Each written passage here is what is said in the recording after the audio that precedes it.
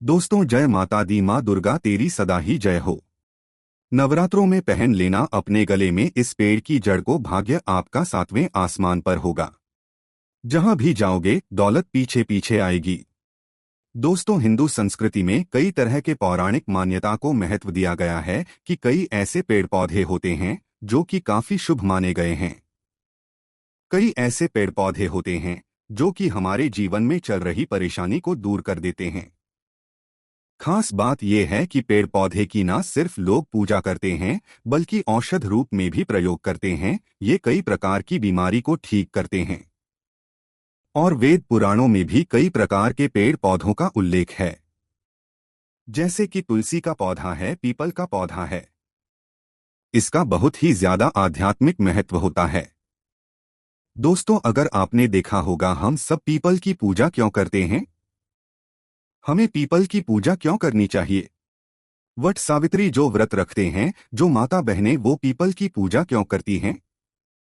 क्योंकि पेड़ पौधे में कुछ ऐसे अलौकिक चमत्कारी शक्तियां होती हैं जिसके दम पर कुछ समय में, यानी कि कम समय में, आपको अच्छे परिणाम मिलते हैं। तो आज मैं आप लोगों को नवरात्रि के समय में ताबीज में भरकर के पहन लेना इस पौधे की जड़बंद किस्मत के तले खुल जाएंगे, इस वीडियो में बताऊंगा। देखिए, ये जो नवरात्रि का समय होता है, माँ नौ दुर्गा की कृपा प्राप्त करने का, इनसे आशीर्वाद प्राप्त करने का सबसे अच्छा समय माना गया है। जो व्यक्ति रिद्धि प्राप्त करना चाहते हैं, सिद्धि प्राप्त करना चाहते हैं, शुभ एवं लाभ को प्राप्त करना चाहते हैं, धन धान्य की कामना हो, धन धान्य से समृद्धि होना चाहते हैं, आरोग्य की प्राप्ति करना चाहते हैं, अगर आप चाहते हैं आपके जीवन से दुर्भाग्य दूर हो जाए, कीर्ति की प्राप्ति हो, शांति की प्राप्ति हो, को मान सम्मान की प्राप्ति हो, तो आप एकदम सही वीडियो में आए हैं। आपको कहीं भी जाने की जरूरत नहीं है। आज मैं आप लोगों को नवरात्रि के समय में धारण किए जाने वाली 5 जड़ के बारे में बताऊंगा। 5 जड़ में से कोई भी एक जड़ अवश्य धारण करना। जितने भी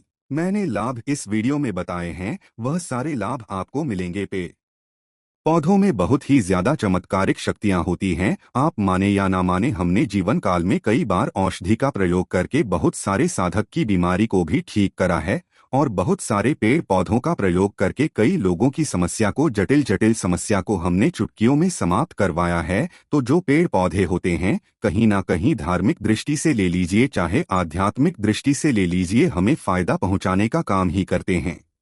सर्वप्रथम तो आपको नवरात्रि के 9 दिन इस पेड़ पौधे की जड़ को ले आना है। अगर नवरात्रि के छठे दिन इस वीडियो को देख रहे हैं तो नवरात्रि के छठे दिन भी इस पेड़ पौधे की जड़ लाकर के आप जो है अपने घर में पूजन करके धारण कर सकते हैं। लेकिन अगर नवरात्रि के 9 दिन आप इनकी करके जड़ को धारण करते हैं तो फिर अति उत्तम है। आपको वह हर सारी चीज प्राप्त होगी जो चीज आप प्राप्त करना चाहते हैं। दोस्तों, महंगे रत्न पहनने की बजाय अगर आप जो है इन पेड़ पौधों की जड़ को धारण करते हैं तो उससे अच्छा आपको परिणाम मिलेगा, रिजल्ट मिलेगा। कहीं ना कहीं रत्नों में मिलावट होती है, कहीं ना कहीं रत्नों में त्रुटि होती है।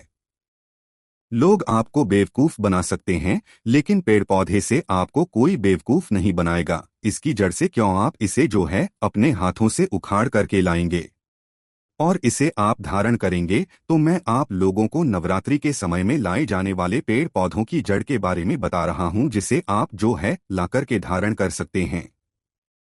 दोस्तों, सर्वप्रथम तो इन पेड़ पौधों की जड़ को लाने के बाद आपको क्या करना होता है, इसे देवी प्रतिमा की तरह 9 दिन तक पूजा करनी होती है। जैसे माता नवदुर्गा की पूजा करते हैं, ठीक उसी प्रकार इन पेड़ पौधों की जड़ को लाकर के 9 दिन तक आपको करनी होती है। और 10वें दिन जो विजयदशमी होती है, उस दिन चांदी के ताबीज में भरकर के पहनना होता है। अगर आपका सामर्थ्य नहीं है कि चांदी का ताबीज जो है आप ले सके, तो आप जो है बिना चांदी के ताबीज के भी पहन सकते हैं। जो तांबे के ताबीज आते हैं उसमें आप जो है धारण करके जो है डाल करके धारण कर सकते हैं। तो आइए इस वीडियो में जानते हैं कि कौन सी चीज को हमें नवरात्रि के समय में, कौन सी जड़ को लाकर के धारण करना चाहिए, पहनना चाहिए। 5 जड़ के बारे बता रहा हूं। जानकारी बताने से पहले, वीडियो में आगे बढ़ने से पहले आप सभी दर्शकों से गुजारिश करना चाहूंगा, वीडियो में बताई गई जानकारी पसंद आएगी तो वीडियो को लाइक करें, चैनल को सब्सक्राइब जरूर कर लेना। और हाँ दोस्तों, कमेंट बॉक्स में अपनी राशि भी डाल दीजिएगा। अगर हमारे पास कोई उपाय होगा तो वो आकर हम आपके कमेंट में रिप्लाई करके बता देंगे। दोस्तों आइए जानते हैं, सर्वप्रथम तो आपको चमेली की जड़ लाना चाहिए।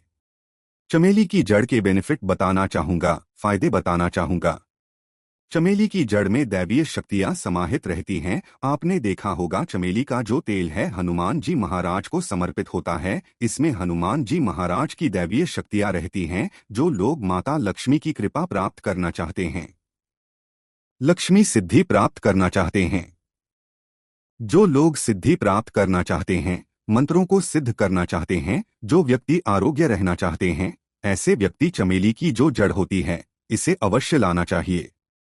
चमेली की जो जड़ है इसे नवरात्रि के पहले या फिर नवरात्रि के टाइम में भी ला सकते हैं और इसकी 9 दिन आपको पूजा करनी है। 9 दिन नहीं कर पाते हैं तो कम से कम 1 दिन पूजा कर सकते हैं। इसकी पूजा करने के बाद इसे चांदी के ताबीज में धारण करना होता है। आपको दशहरे के दिन इसे चांदी के ताबीज में धारण करना होता है तो इससे दैवीय शक्ति की प्राप्ति होती है, अलौकिक शक्ति की प्राप्ति होती है, हनुमान जी महाराज की कृपा बरसती है, आप हमेशा निरोग रहते हैं। दूसरे क्रम में आता है लड़जीरा नाम का पौधा। हमारी वीडियो में देख लीजिए, इस प्रकार का होता लड़जीरा पौधा। कई जगह इसे चिड़चिड़ा के नाम से जानते हैं, कई लोग इसे अपामार्ग बोलते हैं।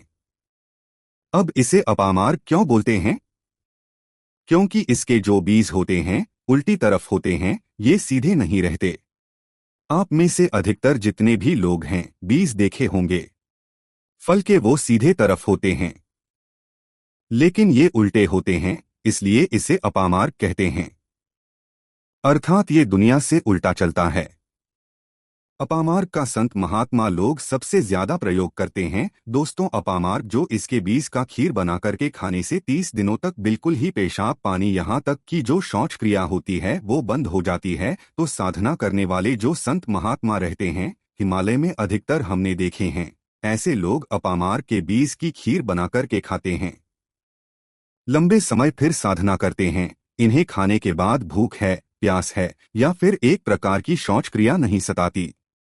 तो इसे कब पहनना चाहिए, कैसे धारण करना चाहिए? तो नवरात्रि के समय में 10वीं में आपको इसे धारण करना होता है। इसके धारण करने के बाद ये शत्रु का नाश करता है। और एक खास बात, जो लोग जैसे वशीकरण प्राप्त करना चाहते हैं कि सभी लोग उन्हें देख करके सम्मोहित हो जाएं, उनके चेहरे से नजर ना हटाएं, उन्हीं की बात माने, तो ऐसे व्यक्ति जो चिड़चिड़ा है, मार्ग है, इसकी जड़ जरूर धारण करें। इसकी जड़ धारण करने के बाद अध्यात्म उन्नति होती है, बंद किस्मत के ताले खुलते हैं।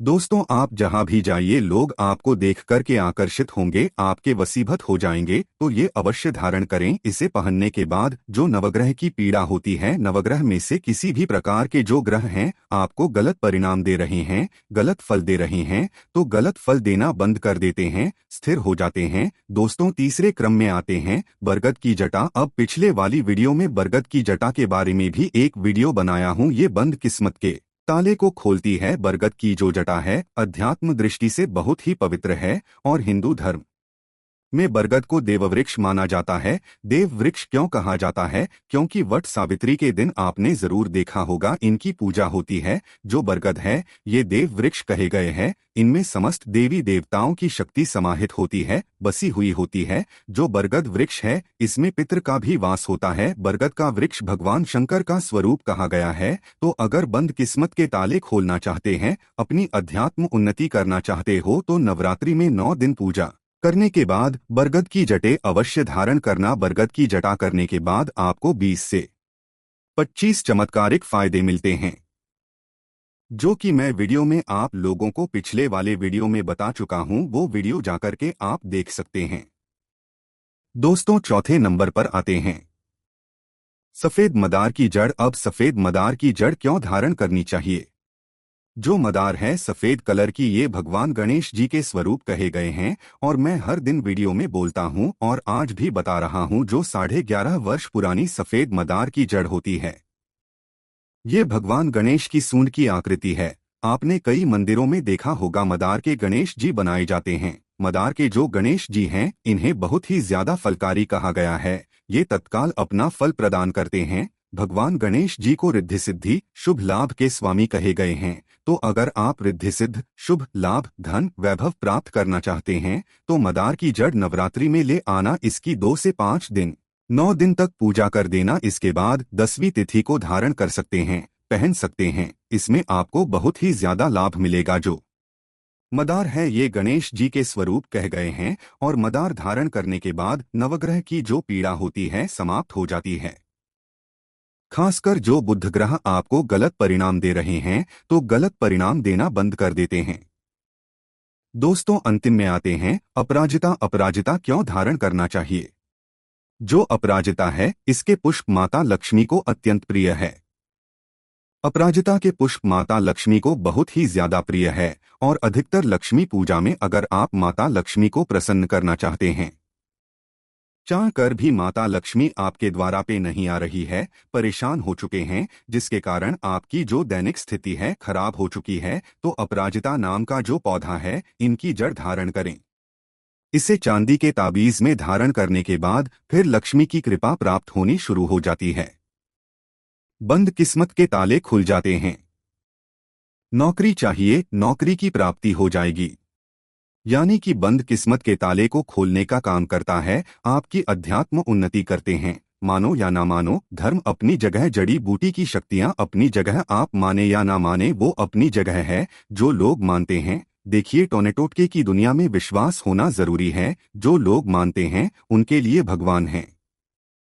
जो लोग नहीं मानते तो पत्थर समझते हैं, यानी कि भगवान आपके सामने भी खड़े हो तो भी पत्थर तुल्य है। अगर आप भगवान को मानते हैं तो पत्थर भी आपके लिए भगवान जैसा पूजनीय हो जाता है। लोग तो भगवान श्री कृष्ण और भगवान राम को भी आज झुठलाते हैं।